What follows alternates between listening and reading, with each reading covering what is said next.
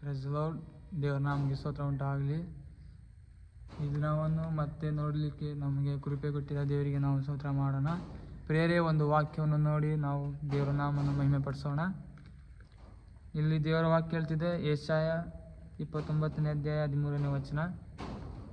ಮತ್ತು ಯೆಹೋವನು, ಈ ಜನರು ಮಾತಿನಿಂದ ನನ್ನನ್ನು ಸಮೀಪಿಸಿ ತುಟಿಯಿಂದ ನನ್ನನ್ನು ಸನ್ಮಾನಿಸುತ್ತಾರೆ, ಮನಸ್ಸನ್ನು ದೂರ ಮಾಡಿಕೊಂಡು ಬಾಯಿಪಾಠವಾಗಿ ಕಲಿತಿರುವ ಮನುಷ್ಯರ ಆಜ್ಞೆಗೆ ಸರಿಯಾದ ಭಯಭಕ್ತಿಯನ್ನು ಮಾತ್ರ ನನ್ನಲ್ಲಿ ಇಟ್ಟಿದ್ದಾರೆ.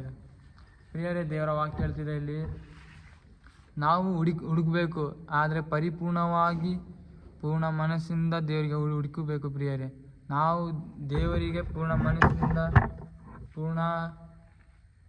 ನಾವು ಪೂರ್ಣ ಜೀವದಿಂದ ನಾವು ದೇವರಿಗೆ ಹುಡುಕರಾಗಿ ಇರಬೇಕು ಪ್ರಿಯರೇ.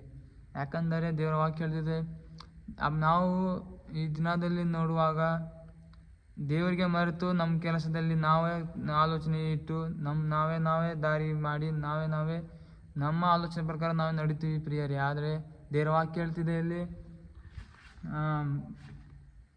ಈ ಜನರು ಮಾತಿನನ್ನು ಸಮೀಪಿಸಿ ತುಟಿಯಿಂದ ನನ್ನನ್ನು ಸನ್ಮಾನಿಸುತ್ತಾರೆ. ನೋಡಿ ಪ್ರಿಯರೇ, ನಾವು ಮೇಲೆ ದೇವರಿಗೆ ಮೇಲೆ ಪ್ರೀತಿ ಇಡಬಾರ್ದು ಪ್ರಿಯರೇ. ಮನಸ್ಸಿನಲ್ಲಿ ಅಂತರಂಗದಲ್ಲಿ ದೇವರಿಗೆ ಪ್ರೀತಿ ಇಡಬೇಕು ಪ್ರಿಯರೇ. ಯಾಕಂದರೆ ದೇವರಿಗೆ ಮೆಚ್ಚುಗೆ ಆಗುವ ಕಾರ್ಯದಲ್ಲಿ ನಾವು ನಡೆದು ದೇವರಿಗೆ ನೀತಿಗೆ ಅನುಸಾರವಾಗಿ ಕಾಣಿಸುವಂತೆ ನಾವು ನಡೆಯಬೇಕು ಪ್ರಿಯರೇ. ಮನಸ್ಸನ್ನು ದೂರ ಮಾಡಿಕೊಂಡು ಬಾಯಿಪಾಠವಾಗಿ ಕಲಿತಿರುವ ಮನುಷ್ಯರ ಆಜ್ಞೆಗೆ ಸರಿಯಾದ ಭಯಭಕ್ತಿಯನ್ನು ಮಾತನ್ನು ನನ್ನಲ್ಲಿ ಇಟ್ಟಿದ್ದಾರೆ. ಪ್ರಿಯರೇ, ನೋಡಿ, ನಾವು ದೇವರಿಗೆ ಕೊನೆವರೆಗೂ ದೇವರ ನಾಮವನ್ನು ದೇವರ ಬರುವವರೆಗೂ ನಾವು ದೇವರ ನಾಮವನ್ನು ಕಾಪಾಡಿ ಇರಬೇಕು ಪ್ರಿಯರೇ. ಹಲ್ಲೆಲೂಯಾ. ನಾವು ಪೂರ್ಣ ಮನಸ್ಸಿಂದ ದೇವರ ನಾಮವನ್ನು ಮಹಿಮೆ ಪಡಿಸಲಿಕ್ಕೆ ನಾವು ಎಲ್ಲ ಕಾಲದಲ್ಲಿ ಎಲ್ಲ ದಿನಗಳಲ್ಲಿ ನಾವು ಸಿದ್ಧತೆಯೊಡನೆ ನಾವು ಇರಬೇಕು ಪ್ರಿಯರೇ. ಹಲ್ಲೆಲೂಯಾ. ನಾವು ಬರೀ ಬಾಯಿಪಾಠದಿಂದ ಬರೀ ಮೇಲೆ ತೋರಿಕೆ, ಮನುಷ್ಯರ ಪ್ರೀತಿಯ ತೋರಿಕೆ ಬೇಡ, ಮನುಷ್ಯರ ಹೊಗಳಿಕೆ ಬೇಡ ನಮಗೆ ಪ್ರಿಯರೇ.